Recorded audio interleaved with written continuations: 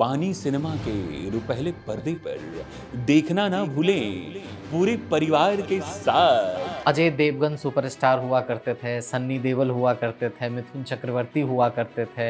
उस समय बिहार के सारे सिनेमाज के सपोर्ट सिस्टम थे मिथुन चक्रवर्ती। मतलब उन्होंने सिंगल स्क्रीन्स को संभाला हुआ था। एक फिल्म थी दिलवाले, जीता था जिसके लिए मरता था। एक ऐसी लड़की थी जिसे मैं प्यार करता था। एक फिल्म थी राजा हिंदुस्तानी। परदेसी जाना नहीं। दिलवाले मतलब पागलपन था। पान के दुकान खुलते उसी गाने से थे, बंद भी उसी गाने से होते थे। राजा हिंदुस्तानी का रिलीज के पहले ज्यादा एक्सपेक्टेशन नहीं था पिक्चर से, लेकिन जब पिक्चर रिलीज हुई 12 बजे के शो के लिए 9 बजे सुबह में महिलाएं सिनेमा हॉल में आके बैठ जाती थी। कभी आपके साथ ऐसा हुआ कि किसी फिल्म को सिर्फ लोग इसीलिए देखने आता है कि फिल्म बहुत ही वाहियात था, गाना इतना सुपर हिट था ना कि सिर्फ गाना एंजॉय करने के लिए आता था आपके रूपबानी में? फिल्म का नाम था नाजायज, अजय देवगन की फिल्म थी। उसमें बरसात के मौसम में अभी जिंदा हूं तो जी लेने दो। वो गाना जैसे ही शुरू होता था, मेरे सिनेमा में एक एली था, वो अचानक से बाहरी लोगों से भर जाता था। 40-50 लोग वो बस गाना देखने के लिए, भैया बस गाना देख के चले जाएंगे। ये जो रील होता था, ये मतलब क्या आप लोग फिजिकली कहीं से कैरी करते थे? कैलकाटा से प्रिंट आ रही थी उसकी, और उसका प्रिंट गिर गया था ट्रेन से, और वो पूरा पटरी पे खुल गया था। प्रिंट के लिए मारामारी भी होती थी। ये बताइए, सिनेमा है 4, प्रिंट है 2, कैसे होगा बंटवारा? अब सारे सिनेमा मालिक तो अब बिहार के कैसे हैं आप जानते ही हैं। लोग एयरपोर्ट पे जाके प्रिंट लूट लेते।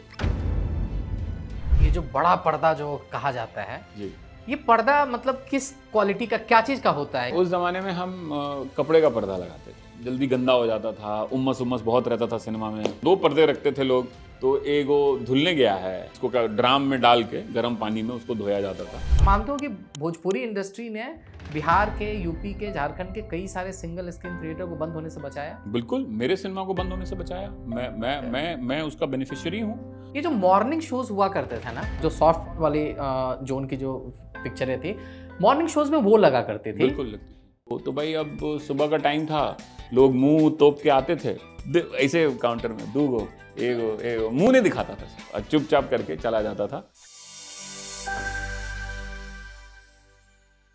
हेलो नमस्ते, क्या हाल चाल आप लोगों का? Welcome back to another episode of unfolding talents. और आज का अनफोल्डिंग टैलेंट्स बहुत अलग होने वाला है। अलग इसीलिए क्योंकि आमतौर पर यहाँ पर हम लोग फिल्म इंडस्ट्री और टीवी इंडस्ट्री के कलाकारों से बात करते हैं, लेकिन आज हमारे जो मेहमान हैं ये बिहार के पूर्णिया जिले में एक सिंगल स्क्रीन थिएटर ओन करते हैं। इनका नाम है अभिषेक चौहान।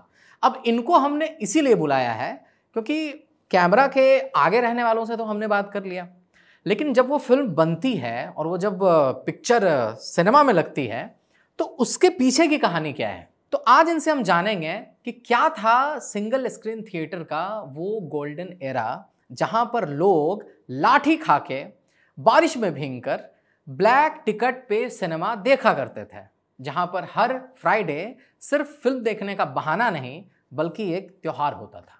बहुत बहुत स्वागत है आपका अभिषेक भाई, कैसे हैं आप? बढ़िया, थैंक यू फॉर बुलाने के लिए यहाँ पे। बहुत बहुत धन्यवाद आपका। अभिषेक भाई, मैं अब सबसे पहले आपसे ये जानना चाहता हूँ कि जो सीटिंग कैपेसिटी है, ये आमतौर पे माना जाता है कि सिंगल स्क्रीन बहुत बड़ा होता है, मल्टीप्लेक्सेस बिजनेस के चक्कर में छोटे होते हैं।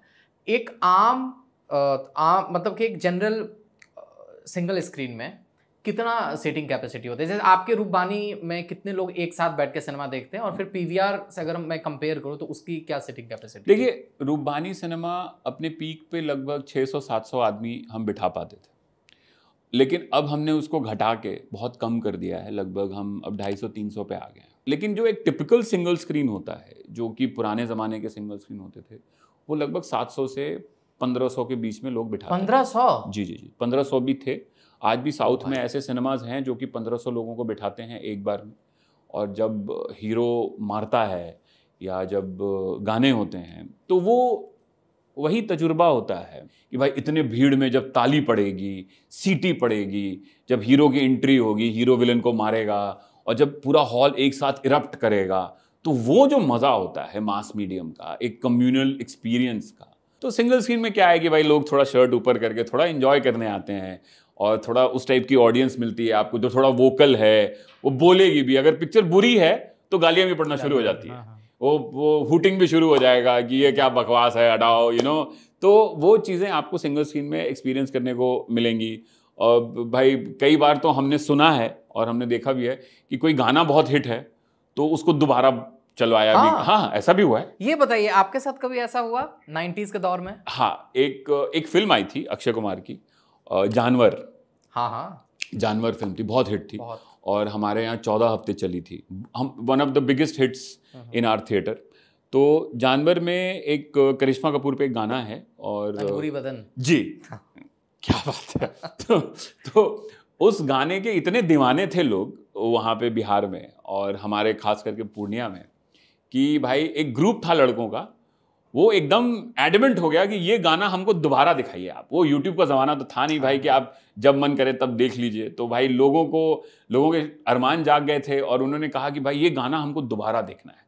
तो भाई हमारे प्रोजेक्शनिस्ट ने उनको कंप्लाई किया, वो गए बेचारे, उन्होंने गाना ख़त्म हुआ, उन्होंने फिर से वापस पूल को वापस किया। वो रील का ज़माना था, वो ऐसा भी नहीं था कि आप बैक कर सकते थे, फॉरवर्ड डिजिटल का ज़माना नहीं था। तो पूरा रील वापस हुआ, फिर से वो गाना चला, तब वो सेटिस्फाइड हुए कि हाँ अब पैसा वसूल हुआ हमारा। 2 बार अंगूरी बदन देखे हैं, बहुत खुश होके वो गए। तो ये हमारे थिएटर में एक बार हुआ है। बहुत जगह होता था गानों को दोबारा चलाया जाता था, तो ये बहुत ही नॉर्मल प्रैक्टिस था, ये बहुत करते थे लोग। मुझे याद है अभिषेक भाई कि आप जो ये बता रहे हैं ना कि ऑडियंस की जो डिमांड होती है और ऑडियंस किस तरह से हूट किया करते थे, मुझे याद है कि जब मैं अपने शहर में सहरसा में बैठ के जब मैं मीरा या प्रशांत में जब फिल्म देख रहा होता था और उसमें बिहार में बिजली की स्थिति बहुत ख़राब हुआ करती थी जी। और ये मैं कैमरे पे बोलना चाहता हूँ कि ये दुनिया में शायद ही कहीं होता होगा कि फिल्म चल रही है चलते चलते बिजली चली गई है और सिनेमा हॉल में बंद, सब कुछ बंद। करेक्ट। अब वहाँ पे जाके जनरेटर चलाया जाएगा। करेक्ट। जनरेटर चला गया, तब तक इंतजार हो रहा है, तब तक हुटिंग चल रही है। जी। और जनरेटर चलता था, आवाज़ सुनाई देती थी, उसके बाद फिर से फिल्म चालू होता था और उसमें कभी कभी फील होता था कि कुछ सीन काट दिया गया है। तो ऑडियंस उसके लिए भी गाली देती थी, ए सीन काट दिया। इस एक्सपीरियंस के बारे में बताइए कुछ। होता क्या था कि वो रील का ज़माना था। तो रील में होता क्या है कि रील में उस समय 2 प्रोजेक्टर होते थे। तो एक फिल्म जो होती थी वो लगभग 15-20 मतलब अलग अलग रील्स में होती थी। तो पहले एक रील चलती थी, उसको बंद करके दूसरा प्रोजेक्टर ऑटोमेटिकली चालू कर दिया जाता था ताकि आपको कंटिन्यूटी बरकरार रहे। फिर ये चल जाती थी, फिर ये चलती थी, फिर ये चलती थी, ऐसे करके चलता था। और उसमें इन्वर्टर यूपीएस का ज़माना वो नहीं था, तो हमारे पास बैकअप नहीं होता था। तो अगर बिजली चली जाएगी तो जनरेटर को स्टार्ट तो करना पड़ेगा और वो 1 मिनट 1.5 मिनट का जो भी समय लगता था वो ऑडियंस के लिए काफ़ी दर्दनाक होता था। हम सिनेमा मालिक मनाते थे कि भाई कोई गाने वाने पे ना लाइन कट जाए, वरना लोग बहुत हल्ला करते थे। भाई अब मान लीजिए बहुत अच्छा गाना चल रहा है, अंगूरी बदन चल रहा है और लाइन कट जाए उस पर, तो बताइए, तो मतलब लोग तो गुस्सा हो जाएंगे। तो वो चीज़ ना हो, बट जनरेटर को चलाने में 1 मिनट 30 सेकेंड 45 सेकेंड जो लगे, वो डुक डुक डुक डुक डुक की आवाज़ आती थी, लोग खुश हो जाते थे कि चल गए। तो उसके बाद हाँ भै गए, तो उसके बाद बिजली आ जाती थी और फिर से स्टार्ट होता था। तो वो जो स्टार्ट होता था उसमें होता क्या था कि जो प्रोजेक्टर चलते चलते बंद होता था तो थोड़ा सा फुटेज जो है वो आपसे मिस हो जाता था। तो उसके कारण थोड़ा सा आपको गैप शायद मिल दे उसमें, पर जनरली ये होता नहीं था कि काट लिया जाता था। हम वहीं से स्टार्ट करते थे, ऐसा नहीं था कि हम भगा देते थे। बट एक यू आर एब्सोल्युटली राइट कि एक 40 सेकेंड 45 सेकेंड 50 सेकेंड का एक गैप तो ज़रूर हो जाता था कि भाई पिक्चर रुक गई। और लेकिन अब ऐसा नहीं होता है। अब now you don't feel it. नहीं, अब तो अभिषेक भाई वक्त बदल गया, जज्बात बदल गया। ये मैं आपसे इसलिए भी पूछ रहा हूँ ना क्योंकि जो मीरा टॉकीज है मेरे शहर का ना, तो वो मेरा दोस्त ही है। अच्छा। तो जब से उसने संभाला है तो उसने भी ये डिजिटल वर्ल्ड में ही उसने मतलब कदम रखा है, राइट। आप उस वक्त को रिप्रेजेंट करते हैं ना जब रील पे पिक्चर्स शूट होती थी, रील पे पिक्चर्स बनती थी। जी। और वो उसी तरह से दिखाई जाती थी। तो मेरे अंदर का जो वो छोटा शहर का जो लड़का है जो सिनेमा के बारे में पोस्टर्स में ज़्यादा देखा करता था, जो सिनेमा कम देखा करता था, करेक्ट, पोस्टर्स में फिल्मों को ज़्यादा देखता था क्योंकि उसके घर से इजाज़त नहीं होती थी फिल्म जाके देखने की। करेक्ट। वो लड़का आपसे अब कुछ इस तरह के सवाल पूछेगा जो बहुत ही लेमैन वाले सवाल हो सकते हैं। ठीक है, पूछिए।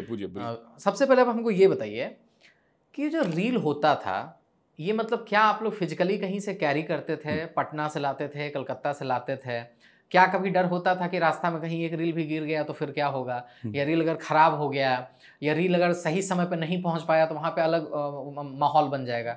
इस पे थोड़ा बताइए। बहुत सारी कहानियां हैं, हाँ, बहुत please। सारी कहानियां हैं इस पे। देखिए, रील जो होते थे वो बॉम्बे से आते थे। अच्छा। ठीक है, बॉम्बे से यहीं से निकलती थी, सारी लैब्स यहीं होती थी। मुझे याद है एड लैब्स एक बहुत फेमस लैब हुआ करता था, वो सारी ज़्यादातर रीलें वहीं से आती थी, एड लैब से बन के आती थी। और रील पहले यहाँ से प्लेन से पटना पहुँचती थी, और पटना से जो मेन वितरक होते थे बिहार के, वो बाकी जगहों में उसको पूर्णिया, कटिहार, मुजफ्फरपुर, गया वगैरह वगैरह जगहों में उसको भेजते थे। तो अगर रील टाइम पे ना पहुंची, अब 12 बजे का शो है, पब्लिक खड़ी है, बड़ी पिक्चर है, शाहरुख खान, सलमान खान वगैरह वगैरह की बड़ी पिक्चर है, अब पोस्टर वोस्टर पूरे शहर में लगा हुआ है, ढिंढोरा पीट दिया गया है, रिक्शा घूम गया है कि आज से फलाना सिनेमा में चारों शो में चल रहा है एकदम रूपबानी सिनेमा के विशाल पर्दे पर महादार वो एक्शन से भरपूर। हम लोग विशाल नहीं कहते, रुपहले कहते हैं। अच्छा, रुपहले पर्दे पे, रूपबानी सिनेमा के रुपहले पर्दे पे दिखाया जा रहा है रोजाना 4 शो में। पूरे परिवार के साथ देखना ना भूलें फलाना फलाना ढिमकाना फिल्म। तो अब पूरा ढिंढोरा पीट दिया गया है, पोस्टर साड़ दिया गया है, पूरा भीड़ है, पूरा कैंपस भरा हुआ है, खचाखच आदमी है, बुकिंग खुलने का वेट कर रहा है। अब प्रिंटर नहीं आया है। प्रिंट कहाँ है भाई? तो बस फंसा हुआ है, खगड़िया में बस खराब हो गया है, अब वो बस आया ही नहीं है। हम लोग परेशान हैं। तो किसी तरीके से उसको मंगवाया जाता है, प्रिंट को किसी तरीके से को भेजा जाता है, अलग से गाड़ी भेजी जाती है, प्रिंट को फिजिकली कैरी किया जाता है, फिर प्रिंट सिनेमा पहुंचता है, उसको हमारा प्रोजेक्शनिस्ट निकाल के पूरा अनस्पूल करता है, उसको चेक करता है प्रिंट को, और फिर उसको लोड करता है अपने रील्स स्पूल्स पे, और फिर उसको डाल के स्टार्ट करता है। तो इसमें भी करीब करीब आधा घंटा 45 मिनट का ये प्रोसेस होता था। तो ऑडियंस और गर्म हो जाती थी। फिर जब फाइनली जब बुकिंग काउंटर खुलता था तो ऑडियंस का जो चेहरा था, हाँ अब मिलेगा देखने को हमारा असल जिसके लिए हम आए हैं। तो ये काफ़ी बार हुआ है ये।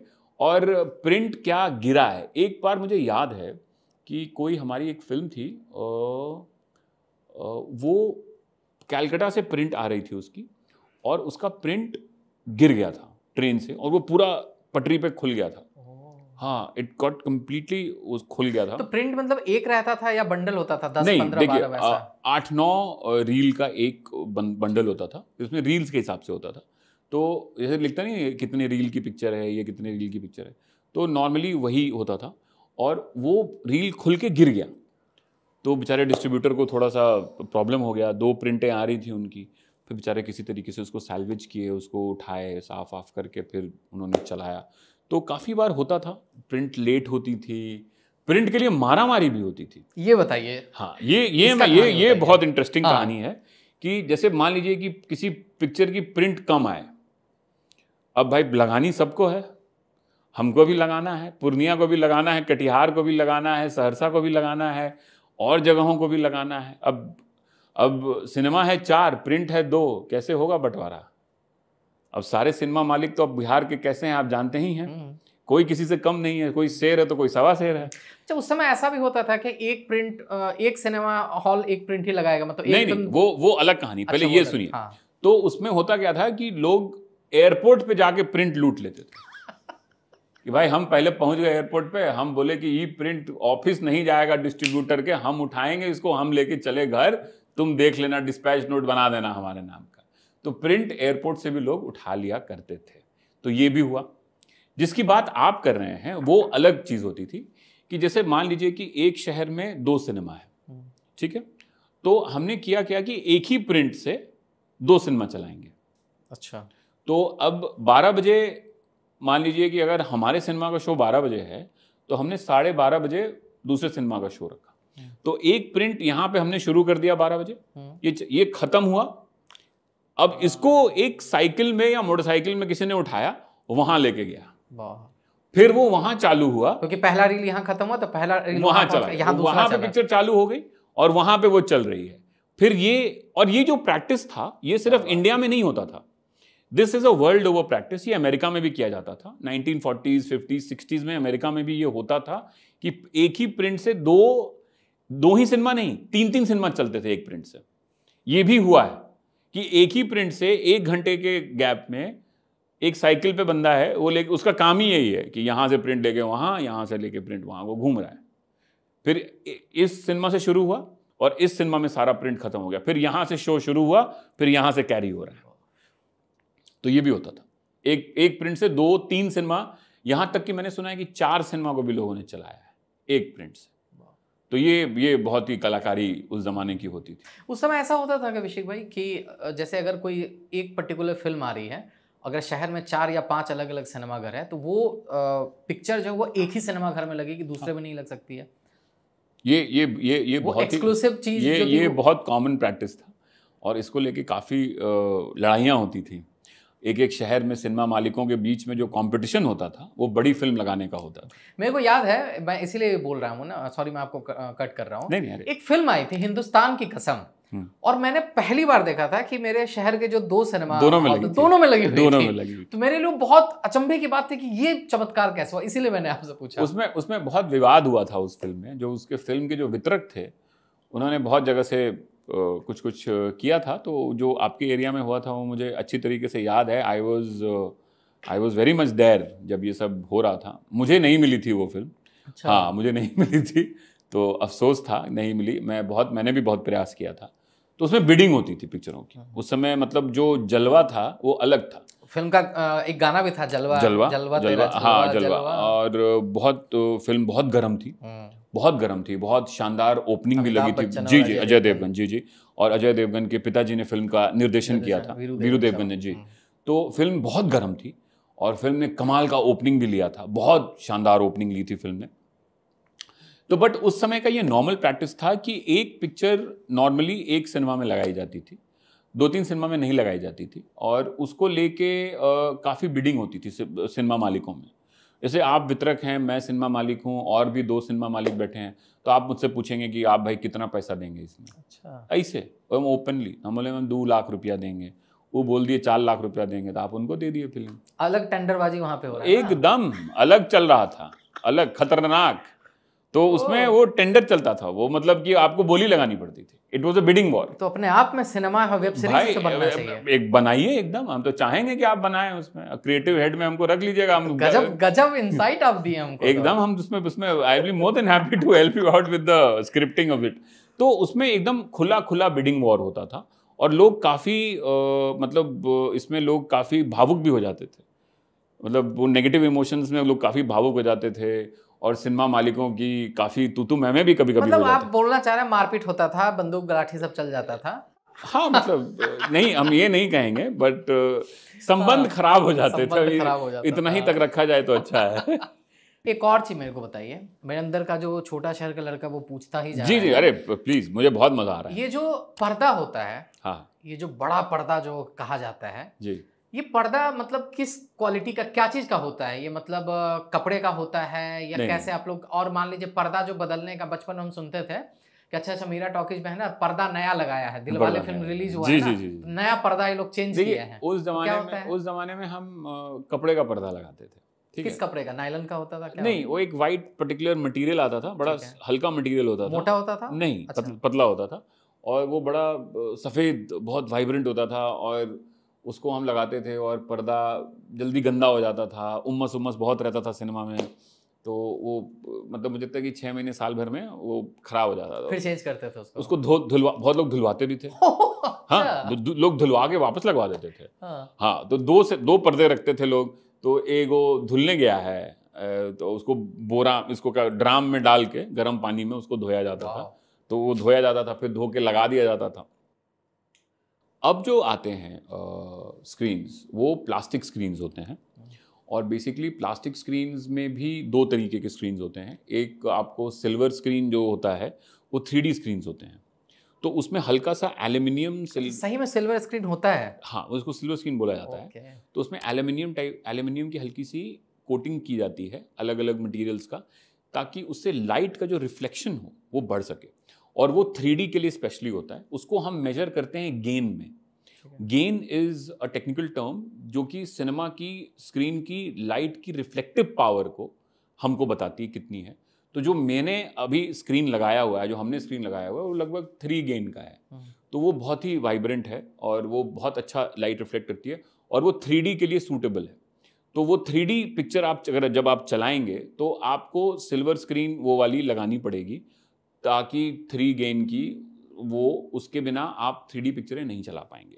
और अगर आप नॉर्मल प्लास्टिक स्क्रीन लगाएंगे तो उस पर 2D प्लास्टिक स्क्रीन और 3D प्लास्टिक स्क्रीन में फ़र्क होता है और दाम में भी काफ़ी फ़र्क होता है। तो लगभग 5 गुना 7 गुना दाम में भी फ़र्क होता है। तो अभी के जो स्क्रीन्स हैं, एक नॉर्मल स्क्रीन साइज अगर 40 फीट का स्क्रीन है आपका, 40 बाई 20 का है, तो आपको 4 लाख, 3 लाख, 4 लाख, 5 लाख रुपए तक का स्क्रीन आएगा आपको। तो स्क्रीन्स भी काफ़ी महंगे हो गए। सिनेमा व्यवसाय महंगा हो गया, व्यवसाय हो गया महंगा हो। पहले तो मतलब पर्दो टांग दो, कोनो टाइप का टांग दो, चल जाता है। स्पीकर वगैरह क्या आप लोग पर्दा के पीछे भी रखते थे? पीछे भी अभी भी पीछे रहता है। और अभी तो लेफ्ट राइट सेंटर होता है प्राइमरीली, और वो मतलब लगभग वूफर के साथ में 8 9 10 स्पीकर होते हैं पीछे, और लगभग साइड में साइड स्पीकर लगा के। अब तो बहुत हो गया, पहले इतना तामझाम नहीं होता था। सिनेमा होता था, अच्छा सिनेमा। हाँ, पब्लिक कम हो गई, तामझाम ज्यादा हो गया। तो पहले पब्लिक कम थी, तामझाम कम था। तो पहले तो मतलब आहूजा के स्पीकर लोग चला देते थे सिनेमा। आहूजा से भी किए हैं? हाँ, आहूजा से चलाते थे लोग, बहुत लोग चलाते थे। आहूजा एक नंबर था, छोटे छोटे शहर में आहूजा के स्पीकर से चल रहे थे। पर अब क्या है कि अब लाउड स्पीकर वगैरह भी होता था किसी सिनेमा घर में, गाना बजता था, रिकॉर्डिंग लंबा वाला उसी पे लगा एकदम बजा रहे हैं बहुत लोग। छोटे छोटे गांव में तो ऐसे ही चलता था सिनेमा। नहीं, बाहर तो होता ही था, अंदर में नहीं, अंदर मतलब वही आहूजा का एम्पलीफायर वगैरह लग गया। और अब तो लेकिन बहुत ही सोफिस्टिकेटेड सिस्टम्स आ गए हैं, डॉल्बी एटमॉस आ गया है, आपको डॉल्बी 7.1 है, तो हो गया है। अब इस समय बदल। अच्छा, एक चीज और बताइए कि ये जो छोटे शहर में जो अनाउंसमेंट होता है, वो लोग पर्टिकुलर टोन में क्यों अनाउंस करते हैं? मतलब वो नॉर्मल भी बोल सकते हैं कि चल रहा है शानदार दूसरा सप्ताह, हमेशा ऐसे ही चल रहा है शानदार दूसरा सप्ताह। मतलब क्या इसके आप लोग बानी सिनेमा के रुपहले पर्दे पर देखना ना भूलें पूरे परिवार के साथ, ऐसे करके। मतलब अब उनको लगता होगा कि ऐसे बोलने से लोग को ज्यादा अट्रैक्टिव लगता हो। आपको तो पता होगा ना, आप ही पे करते होंगे ना उसको। अब भाई हमने भी कभी नहीं पूछा उनसे ना उन्होंने कभी बताया कि भाई तुम ऐसे क्यों बोलते हो। आई थिंक अब होता है या बंद हो गया? नहीं, अब तो बंद कर दिया, अब काफी दिन से बंद हो गया। आई थिंक लगभग इस 2000s में बंद हो गया है। और रिक्शा में लगा के और एक कैसेट बनता था, तो वो कैसेट बनाने वाला एक आदमी डिप्यूट होता था शहर में, उसी के पास सारे सिनेमा के जाते थे। जो चुनाव प्रसार का भी हाँ, एकदम उसका धंधा वही था। चुनाव प्रसार में बहुत बिजी है, अभी टाइम नहीं है भैया मेरे पास में, फलाना मुखिया चुनाव चल रहा है सर, अभी टाइम नहीं बना पाएंगे अभी। मतलब पूरा गर्म रहता था चुनाव के टाइम में। तो वो बंदा बनाता था और वो पूरा रिकॉर्डिंग करता था। तो हम उसको कंप्लेन भी करते थे, यार तुम फलाना सिनेमा का बढ़िया बना दियो यार, हमारा तुम बढ़िया नहीं बना रहे हो, काहे यार तुम काहे कर रहे हो? नहीं भैया, ये वाला आपका देखिए, हम बना के देंगे, पूरा जोशीला बना के देंगे आपको। तो ये सब बहुत होता था और वो समय ही अलग समय था। और वो भोंपू लगा के घुमाना बहुत इंपॉर्टेंट था। एक भोंपू आगे एक भोंपू पीछे। हाँ, और वो पूरा मतलब एकदम उससे पूछा जाता था कि तुम फलाना जगह गया कि नहीं, अब वहां बजरवा में जाके रोक देना तुम 10 मिनट के लिए। अवेयरनेस का ही था ना कि हाँ, गेम पूरा अवेयरनेस वाला चीज। अब क्या है ना कि अब people are so well aware, अब you don't have to spoon feed anything to them. शायद पुराने दर्शक जानते होंगे, ये वो दर्शक हैं और इनकी भी गलती नहीं है, क्योंकि इनको उस तरह का ही सिनेमा परोसा गया। ये शायद 90 के उस क्रेज के बारे में नहीं जानते होंगे कि जब हमारे बिहार में अजय देवगन सुपरस्टार हुआ करते थे, सन्नी देओल हुआ करते थे, मिथुन चक्रवर्ती हुआ करते थे।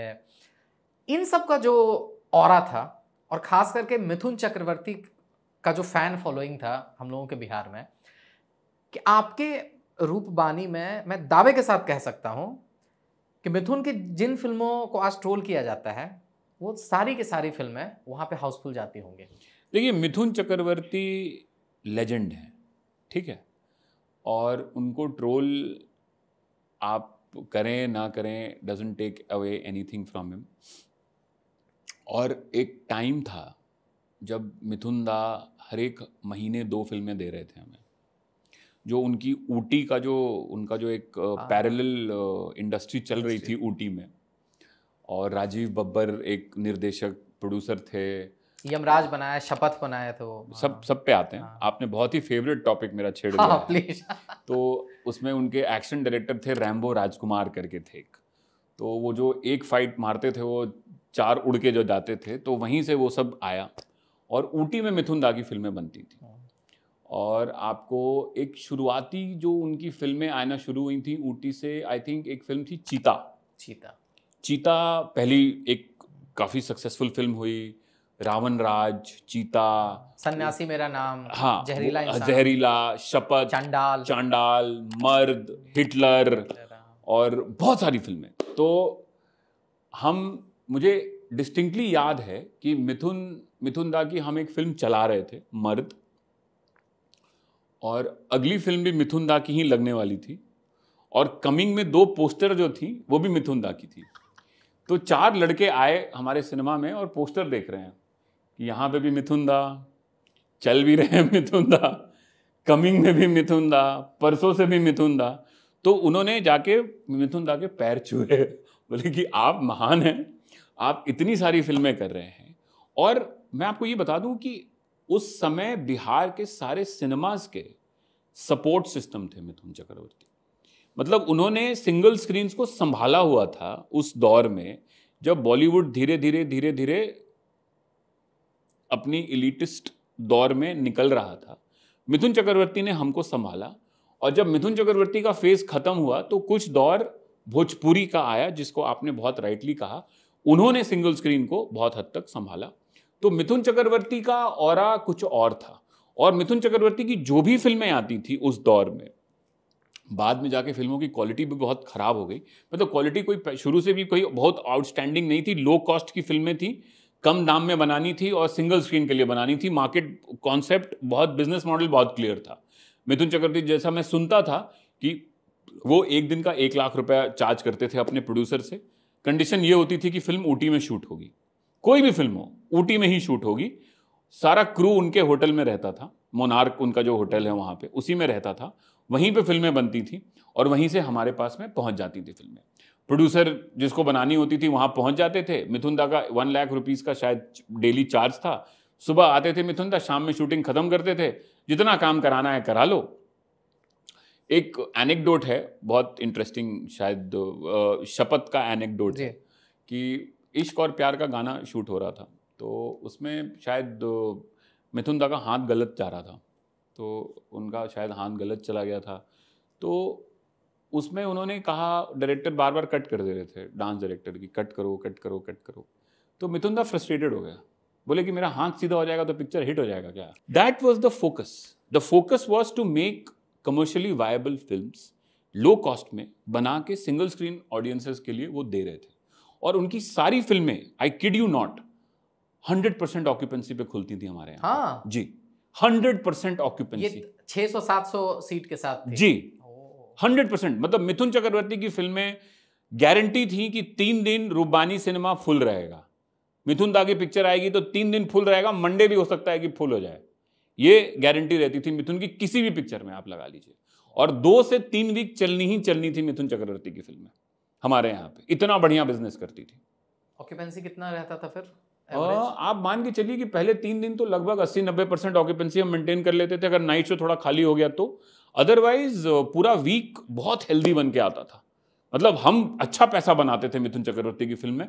और सारे डिस्ट्रीब्यूटर भी जिन्होंने मिथुन चक्रवर्ती की फिल्में की, डिस्ट्रीब्यूट की, उस टाइम बहुत अच्छा पैसा बनाया।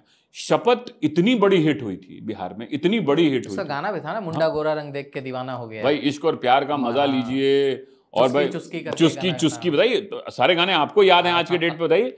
तो मैं कह रहा हूं कि शपथ, उसके बाद में यमराज, चांडाल, और फिर अल्ताफ राजा का लेजेंड डाल दीजिए उसमें। अल्ताफ राजा वहीं से आए और उन्होंने मतलब एकदम छा गए वो। मिथुन चक्रवर्ती की मुझे लगता है कि 4-5 फिल्मों में उन्होंने गाने दिए। यमराज में भी था। हाँ, मर्द में भी था। इश्क वोडका और ठर्रा भी, जो चीजें। यमराज का था ना वो गाना, हम हैं ऐसे चोर जो दिल का चैन चुरा लेते हैं। हाँ, करेक्ट, बढ़िया, आपको तो सब याद है। तो देखिए, मिथुन दा का लेजेंड कुछ और था, और मिथुन दा का ये एंड फेज था उनके करियर का, जिसपे ये ऑपरेट कर रहे थे। पर जो एक्चुअल स्टार मिथुन चक्रवर्ती थे, जो उनकी पहली के डिस्को डांसर और प्यार झुकता नहीं, मतलब Mithun at one point of time ही was delivering blockbuster after blockbuster. वो पीरियड था 85 और 90 के बीच में, Mithun Chakraborty was rubbing shoulders with the top.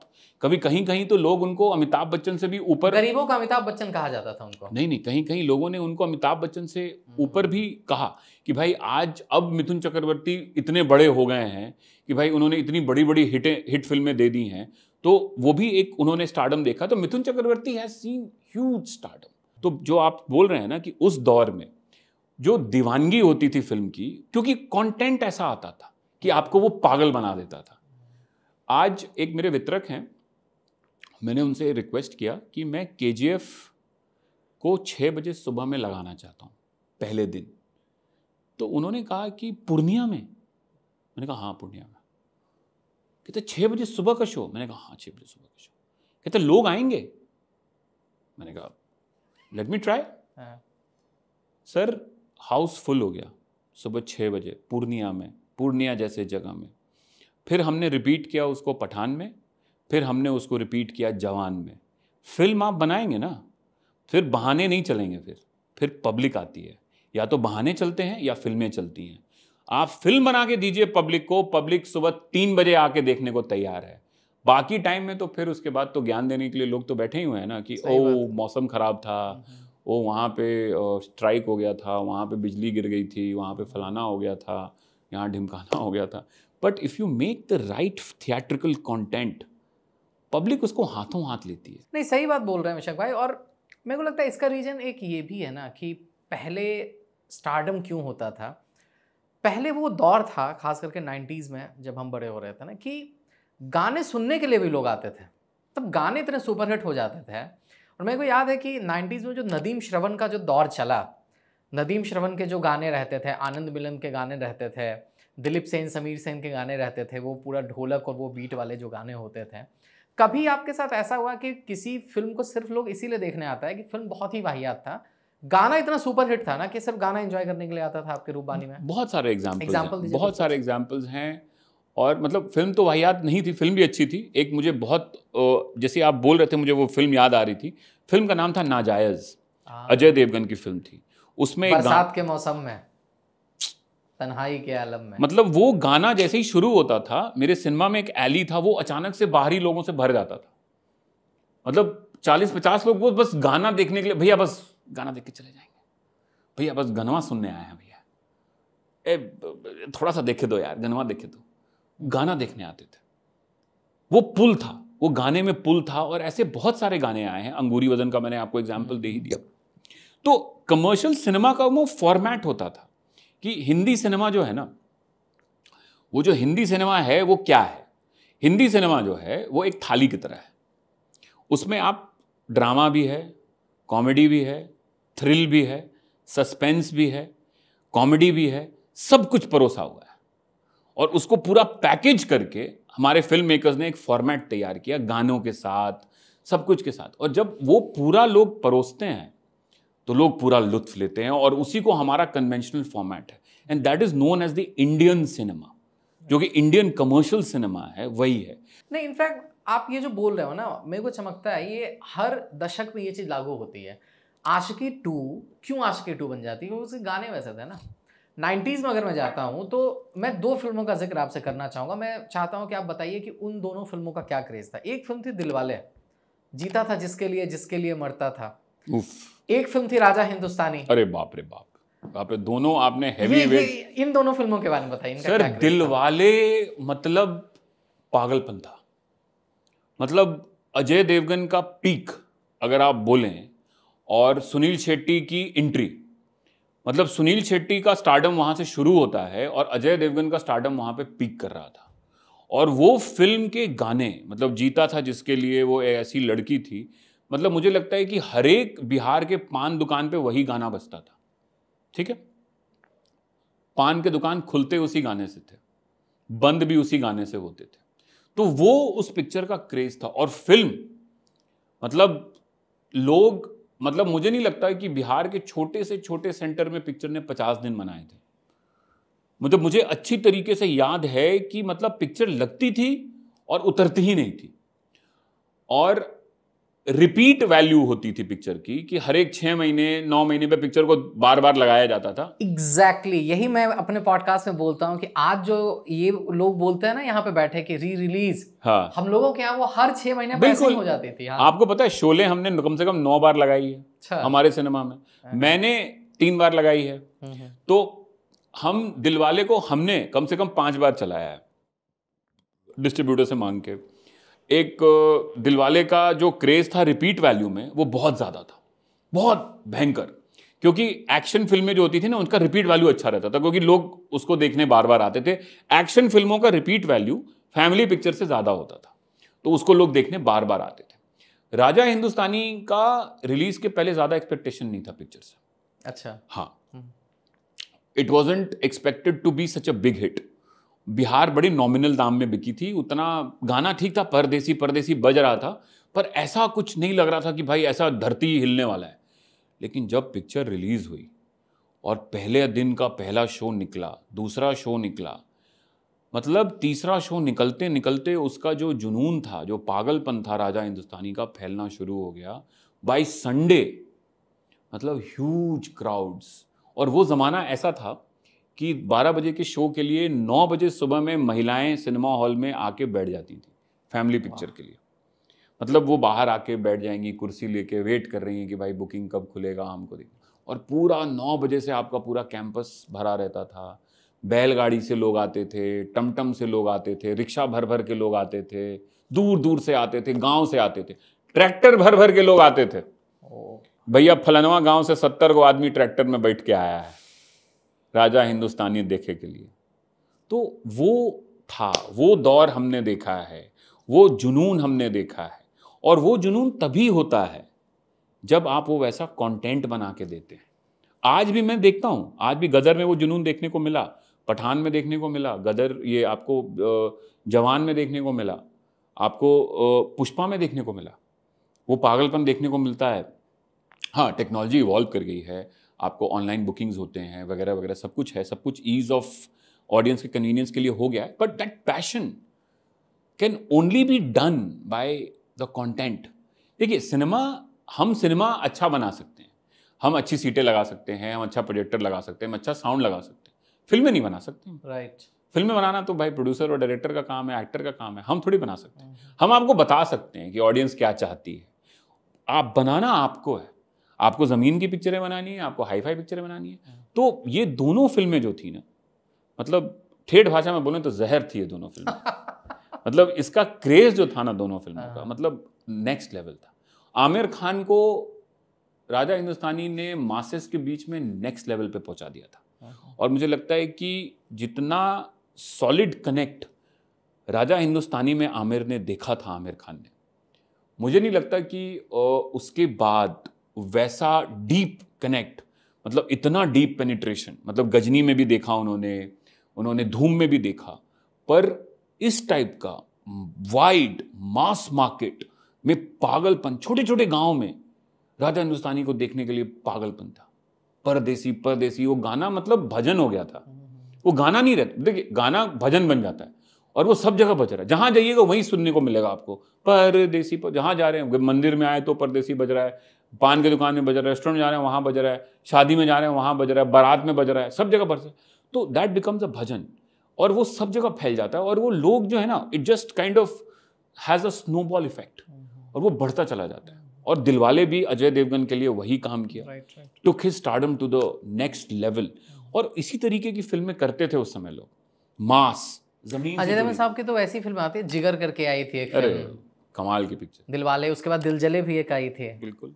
मेरे को लगता है ना कि अभी हम लोग इतना बाइफर्केशन करते हैं कि ऑडियंस ये है वो है, ऑडियंस हमेशा से अवेयर थी, बिल्कुल, और वो हर तरह के सिनेमा को मौका दी है। बिल्कुल। इसीलिए कि 2000 के दौर में जब हिंदी फिल्म इंडस्ट्री अच्छी फिल्में नहीं बना पा रही थी, कई सारे थिएटर्स बंद हो गए, उसी समय एक फिल्म आती है भोजपुरी में, ससुरा बड़ा पैसा वाला, और वहाँ से भोजपुरी ने एक ऐसा दरवाज़ा खोला जिसने कई सारे सिंगल स्क्रीन थिएटर्स को ऑक्सीजन दी, और फिर वो 10 साल तक कम से कम चला। आप मानते हो कि भोजपुरी इंडस्ट्री ने बिहार के, यूपी के, झारखंड के कई सारे सिंगल स्क्रीन थिएटर को बंद होने से बचाया? बिल्कुल, मेरे सिनेमा को बंद होने से बचाया। मैं उसका बेनिफिशियरी हूँ। आज मैं आपके सामने बैठा हूँ। ससुरा बड़ा पैसे वाला मेरे यहाँ ही चली थी, निरहुआ रिक्शा वाला मेरे यहाँ चली थी, दरोगा जी आई लव यू मेरे यहाँ चली थी, अजय देवगन ने जो भोजपुरी में डेब्यू किया था वो हमारे यहाँ चली थी पिक्चर, अमिताभ बच्चन की गंगा हमारे यहाँ चली थी। आप बताइए, और मनोज तिवारी की, निरहुआ की, रवि किशन की, खेसारी की, पवन सिंह की, सारी फिल्में हमारे यहाँ चली और बहुत अच्छा बिजनेस किया हमारे यहाँ पे उनकी पिक्चर। क्या ऑक्यूपेंसी क्या रहती थी? हाउसफुल खुलती थी हमारे यहाँ पे। कितने दिन तक? मतलब भोजपुरी में एक अलग ग्राफ होता था कि noon show 100%, matinee show 50%, evening 25%, night 10-15% fixed, और ऐसे ही ग्राफ पे वो चलती रहती थी। और वो लंबा 2 हफ्ते, 3 हफ्ते, 4 हफ्ते, 5 हफ्ते ऐसे चलती थी। बट जैसे जैसे थोड़ा थोड़ा एक्शन फिल्में आती गई भोजपुरी में, ये थोड़ा सा मैटनी का सेल थोड़ा और बढ़ गया, इवनिंग का और बढ़ गया, नाइट का और बढ़ गया। क्योंकि पहले भोजपुरी फिल्में जो होती थी वो बेसिकली फैमिली ड्रिवन होती थी, मतलब वो पारिवारिक होती थी। यहाँ तक कि रवि किशन की एक फिल्म आई थी मोहन जी प्रसाद की, बगल वाली जान मारे ली, उसमें गाना था सैया हमार, जिससे रवि किशन स्टैब्लिश हुए थे एज अ भोजपुरी स्टार। तो वो फिल्म बहुत लंबा चलती थी, वो बहुत अच्छा गई थी। और ससुरा बड़ा पैसे वाला भी धीरे धीरे चलती थी, इसी तरीके से चलती थी। पर जब एक्शन डोमिनेट करने लगा भोजपुरी में, और वहीं से भोजपुरी जो है मुझे लगता है भटक गया, वो अपने जड़ों से कट गया। साउथ की फिल्मों को आप उठा के लाके उसकी कहानी को आप भोजपुरी में डाल रहे थे। तो जब तक भोजपुरी अपनी एसेंस मेंटेन कर रहा था, वो ऑडियंस को ड्रॉ कर रहा था, और धीरे धीरे ये भोजपुरी हट के साउथ का क्लोन बन गया। तो भोजपुरी ऑडियंस को लगा कि ये तो हमारी भाषा ही नहीं है, और थोड़ा सा वहीं के डायरेक्टर आके बनाने लगे। Exactly, और थोड़ी सी वल्गैरिटी भी ज्यादा बढ़ गई, थोड़ी बहुत, क्या वो तो खैर बहुत हो गई है। तो वो चीज़ों ने भोजपुरी इंडस्ट्री, जो कि एक समय में भोजपुरी बिहार में थ्राइव कर रहा था, बहुत अच्छा बिजनेस हो रहा था, आज वो स्ट्रगल कर रहा है। वो 4 दिन 5 दिन भी नहीं चलती हैं पिक्चरें। और हमारे अच्छा, वहाँ भी ये हाल है? बहुत बुरा हाल है, बहुत बुरा हाल है, भोजपुरी पिक्चरों का बहुत बुरा हाल है। इसीलिए सिंगल स्क्रीन थिएटर्स जो हैं वो इतने परेशान हैं कि भोजपुरी एक सपोर्ट सिस्टम था, अब वो भी नहीं है। तो अब बिल्कुल सिंगल स्क्रीन जो छोटे छोटे शहरों में हैं वो बहुत स्ट्रगल करते हैं कि उनको कंटेंट मिलने में बहुत दिक्कत होती है। बट एक चीज़ बताइए अभिषेक भाई, मैं जब छोटा था ना, तो एक और टॉपिक मैं आपसे टच कर लेना चाहता हूँ। ये जो मॉर्निंग शोज हुआ करते थे ना, इसका भी एक दौर चला, और मैं आपसे बहुत ओपनली बोलना चाहता हूँ कि सॉफ्ट पॉर्न जैसी बिल्कुल जैसा जो सिनेमा था, जो सॉफ्ट पॉर्न वाली जोन की जो पिक्चरें थी, मॉर्निंग शोज में वो लगा करती थी। बिल्कुल लगती थी। वो दौर के बारे में बात कीजिए कि वो लगाने के लिए मजबूर क्यों होते थे theatre owners? Supplemental revenue, extra revenue आता था उससे, और वो कंटेंट कहीं पे रेडिली अवेलेबल नहीं था। जब से डिजिटल आ गया, कहानी खत्म हो गई उसकी। वो अब नहीं लगता है, अब नहीं लगता। अब कौन देखेगा? अब तो घर में फ्रीली अवेलेबल है, कहीं भी आप डाउनलोड करके देख लीजिए, कहीं भी मिलती, इंटरनेट पे आपको फ्री में मिल जाएगा, तरह तरीके का मिल जाएगा, जैसा मन करेगा वैसा मिल जाएगा। अब AI के ज़माने पता नहीं लोग अपने हिसाब से बना लेंगे। सही बात है। तो अब उसका कोई स्कोप ही नहीं रह गया है। तो उस समय वो चीज़ें नहीं मिलती थी कॉमन मैन को, आम आदमी को। तो भाई अब सुबह का टाइम था, लोग मुंह तोप के आते थे, आपको पता है ना, मुंह तोप के आते थे। हाँ, वो मेरा कुछ दोस्त जाता था, मुरेठा बांध के ऐसे टिकट कटाता था। तो ऐसे काउंटर में दूगो एगो मुझे दिखाता था सब, चुपचाप करके चला जाता था, और they used to watch it. और पूरे मतलब क्या सब जगह चलती थी मॉर्निंग शो में।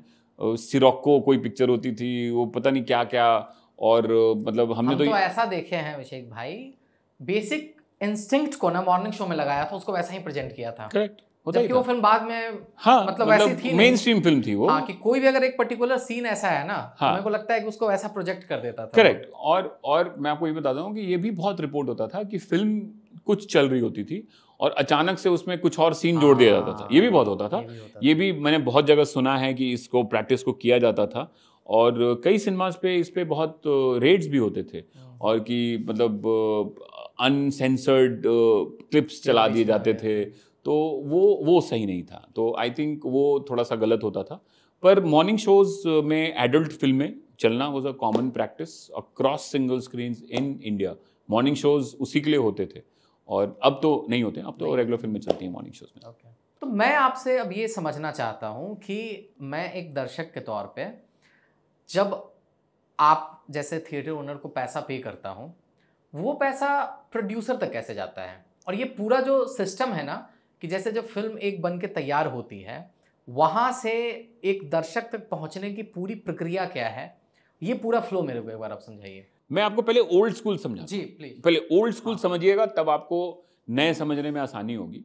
तो पहले एक प्रोड्यूसर साहब होते थे, प्रोड्यूसर ए, उन्होंने पिक्चर बना दी और पिक्चर उन्होंने अलग अलग टेरिटरीज में अलग अलग वितरक अपॉइंट किए और उनको अलग अलग टर्म्स पे पिक्चर दे दी। पिक्चर के टर्म्स क्या क्या होते थे? एक होती थी, एक बेसिकली 3 टर्म्स होते हैं। एक होती है आउटराइट, कि मैंने आपको पिक्चर दे दी, बिक गई पिक्चर और मैं भूल गया, आप ले गए पिक्चर, आप चलाओगे, जो करना है आप करोगे, हिसाब सब आप जानो, क्या है देना है दे दीजिएगा, और जो आप भेजोगे सब सही है, मुझे उससे बात कोई लेना देना नहीं। मतलब आपने पिक्चर के पूरे पैसे दे दिए, खत्म कहानी, ठीक है। आउटराइट सेल हो गई पिक्चर की, जो कि बहुत रेयर होती है और होती नहीं थी। एक होता है आपको MG, minimum guarantee. Minimum guarantee का मतलब ये हुआ विभू जी कि अगर आपने मुझे 100 रुपये मिनिमम गारंटी दिया, बिहार का सपोज कीजिए कि मैं प्रोड्यूसर हूँ, आपने मुझे बोला कि मैं आपको 100 रुपये मिनिमम गारंटी दे रहा हूँ, तो मतलब मुझे आपको 100 रुपये मिनिमम कंफर्म करना है, और उसके ऊपर जो धंधा होगा 100 रुपये से ऊपर का, उसमें से भी मैं आपसे शेयर करूंगा, प्रोड्यूसर को आपको देना होगा मुझे, यानी कि 20% दोगे, 20% आप रखोगे, 80 मुझे दोगे, तो ऐसे करके ओवरफ्लो होता था। और अगर 100 रुपये से कम धंधा हुआ तो वो लॉस डिस्ट्रीब्यूटर का हुआ। तो ये हो गया मिनिमम गारंटी। ज्यादातर पिक्चरें ऐसे ही बिकती थी, मिनिमम गारंटी। उसके बाद क्या होता था? Commission basis. आप डिस्ट्रीब्यूटर हैं, आपको मेरी पिक्चर मतलब मैंने दे दी, जैसा जो बिजनेस होगा 5% आप रख लीजिएगा या 10% आप रख लीजिएगा, बाकी सारा मुझे दे दीजिएगा, रिस्क आपका कुछ नहीं है इसमें। ठीक है। तो ये 3 तरीके होते थे पिक्चर को वितरक को देने के। तो ऐसे करके पिक्चर चली गई, तो वितरक ने ले लिया, मान लीजिए आपने पिक्चर ले ली, फिर आपका काम था अलग अलग सिनेमा घरों में पिक्चर को लगाना, प्रिंट भेजना या जैसे भी करना। आप अपने सिनेमा के घर में लगाए और वहाँ से आप अलग अलग सिनेमा से भी अलग अलग तरीके से लोग रेवेन्यू शेयर करते थे। पर मोटा मोटा आप समझ लीजिए कि 50% रेवेन्यू शेयर आज के डेट पे होता है। मतलब मोटा मोटा अगर 100 रुपये का सेल है तो उसमें से GST हटा दीजिए तो लगभग 84 रुपये के आसपास बचता है। उसको आप आधा आधा कर लीजिए, यानी कि 42 रुपये प्रोड्यूसर डिस्ट्रीब्यूटर को गए और 42 रुपये सिनेमा के पास में आ जाएंगे। वो 42 रुपये आपके पास आ गए और उसके बाद वही पैसा आप हिसाब देंगे प्रोड्यूसर को कि भाई अगर आपके टर्म्स के हिसाब से, अगर आपने कमीशन पे पिक्चर ली है तो 42 रुपये का 5% आप काटेंगे, यानी कि 2 रुपये आप काटेंगे, बाकी 40 रुपये आप प्रोड्यूसर को भेज देंगे। अगर आपने MG में ली है तो आप अपना देखेंगे कि भाई मेरी MG कवर हुई कि नहीं हुई। अगर कवर हो गई तो बहुत अच्छी बात है, और अगर नहीं कवर हुई तो आपका लॉस है। अगर कवर हो गई तो उसके बाद में जो ओवरफ्लो आया उसका आप डिवीजन करके ओवरफ्लो का चेक भेजेंगे प्रोड्यूसर को कि भाई ऐसे हो गया। तो ऐसे होता था और हर एक टेरिटरी का अलग डिस्ट्रीब्यूटर होता था, उसकी भी बिडिंग होती थी। हर एक टेरिटरी में 5-6 एक्टिव डिस्ट्रीब्यूटर होते थे। कोई बड़ी पिक्चर आती थी तो 5-6 डिस्ट्रीब्यूटर उस पर कूद जाते थे कि भाई मुझे चाहिए तो मुझे चाहिए, ये मैं इतना दूंगा, 2 करोड़ दूंगा, तो कोई कह रहा मैं 2.5 करोड़ दूंगा, कोई कहता 3 करोड़ दूंगा, तो अचानक सुबह पता चला कि भाई उसने खरीद लिया 4 करोड़ में। तो ऐसे बहुत मारामारी होती थी अलग अलग सर्किट्स में बड़ी बड़ी पिक्चरों के लिए, गर्मी जिस पिक्चर की होती थी। तो वो भी हमने दौर देखा है। अब क्या हो गया है कि बड़ा सेंट्रलाइज्ड प्रोसेस हो गया है कि भाई अभी जैसे PVR एक डिस्ट्रीब्यूटर हैं, अभी PVR काफ़ी डिस्ट्रीब्यूट कर रहे हैं पिक्चरें। अभी अनिल थडानी एक बहुत बड़े डिस्ट्रीब्यूटर हैं, अनिल जी, और बहुत अच्छा काम कर रहे हैं। When he is been around for a very long time and doing it very successfully. उसके बाद तो वो सिर्फ मुंबई में डिस्ट्रीब्यूट करते हैं कि पैन इंडिया, उनका पैन इंडिया ऑफिसेस हैं। अच्छा। वो पूरे बिहार में भी वही करते हैं, बंगाल में भी वही करते हैं। अनिल जी कहीं नहीं, सारे इंडिया में डिस्ट्रीब्यूट करते हैं पिक्चर को। तो बट अब क्या है कि अब नॉर्मली सेंट्रलाइज्ड काम होता है।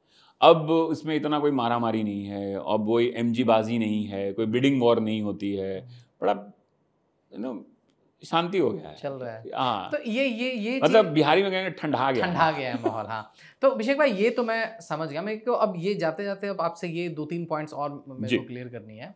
मेरे को ये बताइए कि पहले रील का ज़माना था, तो आपने बताया कि आप लोग फिजिकली रील जो है कैरी करते थे जी। फिर मैंने देखा कुछ UFO करके आता था। हाँ, अभी भी है। कि उसमें सिनेमाघर में लिख दिया जाता था कि UFO से संचालित। ऐसा ही बहुत बड़ी उपलब्धि मानी जाती थी। जी मुझे याद है कि डॉल्बी डिजिटल आया था तो डॉल्बी डिजिटल भी एकदम छप गया था कि ये अच्छा यहाँ पर डॉल्बी डिजिटल है। जी अब सिनेमा कैसे बदला है कि अभी भी यूएफओ से करते हैं कि अभी जैसे कोई कोड आप लोगों को मिलता है रील की जगह, अब नहीं, कैसे प्रोसेस चेंज हुआ है? यूएफओ का हटा दीजिए आप। पहले आप ये समझिए बेसिकली कि पहले रील पे चलती थी सिनेमा, अब हम डिजिटल प्रोजेक्टर यूज़ करते हैं। अब हमारा कंटेंट जो है, जो फिल्म है, वो हार्ड डिस्क में आता है। तो हार्ड डिस्क हमारे पास में बॉम्बे से हमको भेज दिया जाता है, हम फिल्म को डाउनलोड करते हैं।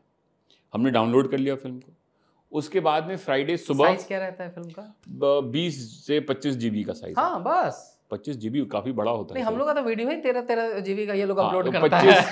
25 जीबी, 30 जीबी, हाँ। कभी कभी कोई बहुत 3D पिक्चर आ गई तो 100 सवा 100 जीबी भी जाता है। तो डिपेंड करता है पिक्चर पे कि क्या साइज है। मतलब बड़ा साइज है, लेकिन बहुत बड़ा साइज है। बड़ा साइज है। हाँ, हाँ। तो बड़े से आता है, तो वो हम उसको डाउनलोड कर लेते हैं। वो डाउनलोड हो गया, उसके बाद में हमको फ्राइडे मॉर्निंग को एक केडीएम मिलता है, की जिसको हम बोलते हैं की। तो उसको हमको इंसर्ट करना होता है पेन ड्राइव से अपने सिस्टम में, तब जाके वो कंटेंट अनलॉक होता है और वो की सिनेमा स्पेसिफिक होता है।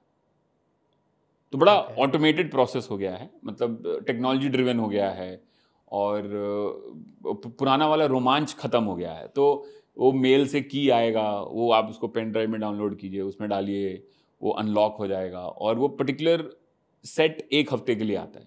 अगले हफ्ते फिर से आपको नया की लेना पड़ेगा, वो फिर से आएगा, केडीएम डालिएगा, खुल जाएगा और जितने फिर आपको जितने शोज़ आपने मांगे हैं उसी के हिसाब से आते हैं। तो वो लॉग में भी लिखे जाते हैं कि आपने कितने शोज़ चलाए हैं। वो सारे डिस्ट्रीब्यूटर्स उसको ट्रैक कर सकते हैं कि भाई इस सिनेमा में 15 शो चले हैं हमारी फिल्म के। तो वो सारा कुछ अब ऐसे होता है। यूएफओ की जो आप बात कर रहे हैं, यूएफओ एक कंपनी है जो कि डिजिटल प्रोजेक्टर्स सिनेमाज को लीज पे देती है। ठीक है। क्योंकि डिजिटल प्रोजेक्टर्स काफ़ी महंगे आते हैं। एक नॉर्मल प्रोजेक्टर का पूरा सेटअप जो होता है, अगर आप 2K वगैरह कर रहे हैं तो 30 लाख, 40 लाख, 50 लाख तक का जा सकता है। और ये चीज़ें उस यूएफओ जो है वो सिनेमा को लीज पे दे देती है नॉमिनल कॉस्ट पे, जो कि सिनेमास के लिए अफोर्डेबल हो जाता है और सिनेमास के लिए आराम से कर सकते हैं। प्लस वो मेंटेनेंस वगैरह भी करते हैं। तो यूएफओ और क्यूब एक और कंपनी है इंडिया में जो ये काम करती है और सारे लगभग उनके 4000-5000 प्रोजेक्टर उनके लगे हुए हैं। क्यूब के भी काफ़ी सारे लगे अभी भी उसी से चलता है, यूएफओ के प्रोजेक्टर से ही चलता है? नहीं, यूएफओ कुछ सिनेमाज यूएफओ पे चलते हैं। मेरा सिनेमा में क्यूब है। अच्छा। हाँ, और मेरे और अगल बगल में यूएफओ भी लगा हुआ है। तो डिपेंड करता है कि किस सर्विस प्रोवाइडर से आप जुड़े हुए हैं। और ये और कुछ लोग खुद भी खरीदते हैं, तो जैसे पीवीआर वगैरह है वो अपने प्रोजेक्टर खुद खरीद के लगाते हैं।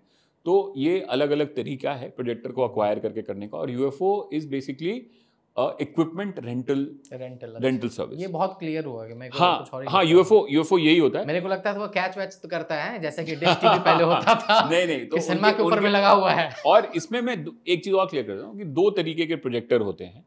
एक होता है 2K प्रोजेक्टर होता है और एक नॉन 2K होता है, जिसको इंडिया में मतलब नॉन DCI बोलते हैं। और हमारा जो 2K होता है वो DCI होता है। तो DCI बेसिकली एक कन्वेंशन है जिसको अमेरिकन स्टूडियोज ने मिलकर बनाया था कि डिजिटल सिनेमा जब आ रहा था तो डिजिटल सिनेमा का स्टैंडर्ड क्या होना चाहिए, उसको यूएस के स्टूडियोज ने मिलकर डिसाइड किया कि ये सेफ है, ये सही है और लोगों के लिए भी सही है, और ये उन्होंने DCI स्टार्ट किया। और इंडिया में जो यूएफओ वगैरह ज़्यादातर जो छोटे छोटे सिनेमा में लगाते हैं वो नॉन DCI लगता है। तो वो बड़ा हल्का, मतलब उससे काफ़ी इंफीरियर प्रोजेक्टर्स होते हैं 2K से।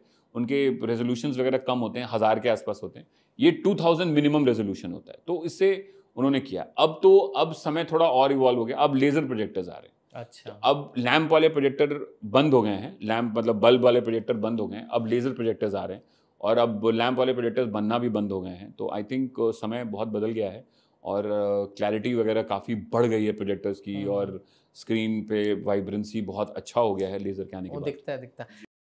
तो हमने लगता है कि अच्छी खासी बातचीत कर ली। बिल्कुल। और सारे टॉपिक्स को हमने कवर किया। आपको कैसा लगा बातचीत करके, ये बताइए। बहुत बहुत अच्छा लगा। आपके माध्यम से मैं पीछे जा सका और वो यादें ताज़ा हो गईं, शायद वो यादें ताज़ा हुई जिसके कारण मैं इस बिज़नेस से अट्रैक्ट हुआ था और जिसके कारण मैं इस बिज़नेस का दीवाना हुआ था और जिस चीज़ ने मुझे बांधा था इस बिज़नेस से। तो वो जो दीवानगी होती है पब्लिक में फ़िल्म देखने की, और वो थिएटर के बाहर जो भीड़ होती है, और जब अंदर बैठ के एक चेहरे पे जो मुस्कान होती है लोगों की, एक सेटिस्फैक्शन जब बाहर निकलते हैं कि हाँ भाई पिक्चर मस्त थी, वो शक्ल से पता चल जाता है, आपको पूछने की ज़रूरत नहीं होती है। जब आपने एक अच्छी फिल्म देखी है ना तो आपका दिन अच्छा बीतता है। तो वो आपके माध्यम से I could go back and I relived those moments. आपने ऐसी ऐसी फिल्मों के याद दिलाए मुझे, दिलवाले, राजा हिंदुस्तानी, शपथ, जानवर, हिटलर, यमराज, चंडाल, मर्द, ये सब बातें कौन करता है। तो ये सारी चीज़ें सुन के मुझे बहुत अच्छा लगा और मेरा बचपन पूरा फ्लैश कर गया मेरे सामने। एंड बहुत मतलब उस समय तो मैं नहीं चलाता था सिनेमा को, मेरी माताजी मेरे दादाजी वगैरह चलाते थे, बट मैं बड़ा एक्टिवली देखता था। तो बहुत थैंक यू सो मच। मतलब मेरे भी कुछ कुछ ऐसे सवालों के जवाब मिले जो सहरसा जैसे छोटी जगह का वो लड़का हमेशा अपने दिमाग में घुमाते रहता था। आपके थ्रू वो मिल गया। बहुत बहुत धन्यवाद आपका। Thank you so much. Thank you so much. If you have liked this podcast and please subscribe to the channel of Digital Commentary and do like and share this podcast with your friends, families and everyone.